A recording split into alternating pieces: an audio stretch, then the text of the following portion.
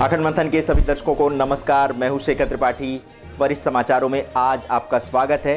कि आपने कभी ट्रेन में यात्रा की है और आपको स्टेशन पर गुलाब के फूल दिए गए हैं और वो भी पुलिस के द्वारा? है ना आश्चर्य की बात। किंतु ऐसा हुआ झारखंड के हटिया स्टेशन पर। लॉकडाउन के पश्चात पहली ट्रेन तेलंगाना से झारखंड राज्य के लिए खुली थी और इस ट्रेन में 1200 प्रवासी श्रमिक थे जो अपने गृह राज्य पहुंचे थे। जब श्रमिक स्टेशन पर पहुंचे तो पुलिस के जवानों ने फूल देकर उनका स्वागत किया। पुलिस और प्रशासन का ये सौहार्दपूर्ण रूप संभवतः कल्पना से परे था, किंतु कोरोना ने ये भी संभव कर दिया। वैसे इस ट्रेन में करीब 1200 प्रवासी मजदूर सवार थे जो हटिया गए। इतना ही नहीं, शुक्रवार को अलग अलग रूट पर कुल 6 स्पेशल ट्रेन चलाई गई हैं। तो यदि आप छात्र हैं, कामगार हैं, श्रमिक हैं या फिर पर्यटक हैं और किसी दूसरे राज्य में फंसे हैं तो अपने गृह राज्य कैसे पहुंचेंगे, इस पर हम दे रहे हैं आपको ये विशेष जानकारी। कोरोना संकट में स्थान स्थान पर फंसे प्रवासी श्रमिकों, कामगारों, पर्यटकों एवं छात्रों को उनके गृह राज्य पहुंचाने के लिए मई से सरकार विशेष ट्रेन आरंभ कर चुकी है। इस समाचार के आने के बाद जनता में काफ़ी अफरा तफरी सी मच गई है। लोगों को समझ नहीं आ रहा है कि वे रेल यात्रा के लिए किससे एवं कहां से संपर्क करें। तो चलिए हम आपको बताते हैं कि आपको कैसे ये यात्रा आरंभ करनी होगी। इसके लिए आपको सर्वप्रथम अपने निकट के पुलिस थाने में पंजीकरण कराना होगा। उसके पश्चात पुलिस ये सूची रेलवे अधिकारियों को सौंपेगी और इसी के बाद आपकी रेल यात्रा आरंभ हो सकेगी। जैसा कि आप भी जानते हैं कि इस दौरान सारा प्रशासनिक कार्य पुलिस के द्वारा ही संपन्न हो रहा है एवं पुलिस विभिन्न संस्थाओं में सामंजस्य बिठा रही है। अतः कहीं भी कोई भी संशय अथवा भ्रम हो तो आप अपने निकट के पुलिस थाने में संपर्क करें अथवा किसी पुलिस कर्मचारी से बात करें।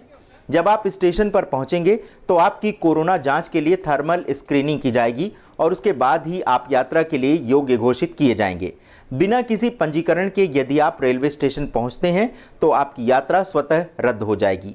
पंजीकरण के लिए आपके पास सरकारी प्रपत्र जैसे वोटर आईडी कार्ड या फिर आधार कार्ड का नंबर होना अनिवार्य है। आपको बता दें कि अभी रेल यात्रा आरंभ नहीं हुई है, अतः आप पहले की भांति रेल यात्रा करने के लिए स्टेशन पर ना जाएं।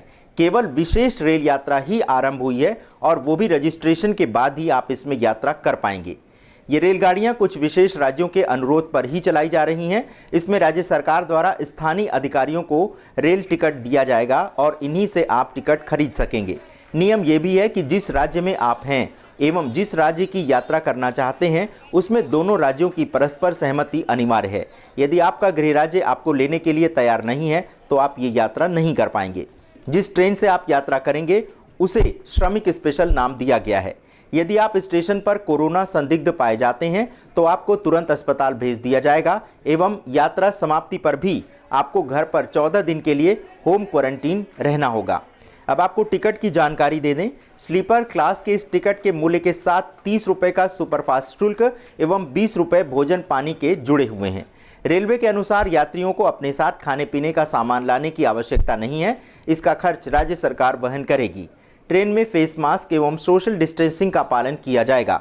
रेलवे द्वारा अभी 5 अन्य ट्रेनें चलाई जा रही हैं जो कि नासिक से लखनऊ, अलुआ से भुवनेश्वर, नासिक से भोपाल, जयपुर से पटना और कोटा से हटिया तक का सफर तय करेंगी।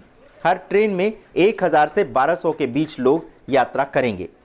ध्यान देने योग्य बात यह है कि राजस्थान, झारखंड, बिहार, केरल, महाराष्ट्र, ओडिशा, उत्तर प्रदेश, पंजाब और तेलंगाना ने मजदूरों के लिए ये विशेष ट्रेन चलाने का आह्वान किया था, जिसे केंद्र सरकार ने मान लिया है। तो यदि आप यात्रा करना चाहते हैं तो ये समाचार देखना मत भूलिएगा और पुलिस स्टेशन से सारी जानकारी लेने के पश्चात ही अपनी यात्रा का आरंभ करिएगा। त्वरित समाचार में अभी बस इतना ही। मिलते हैं बहुत शीघ्र एक नए समाचार के साथ। धन्यवाद।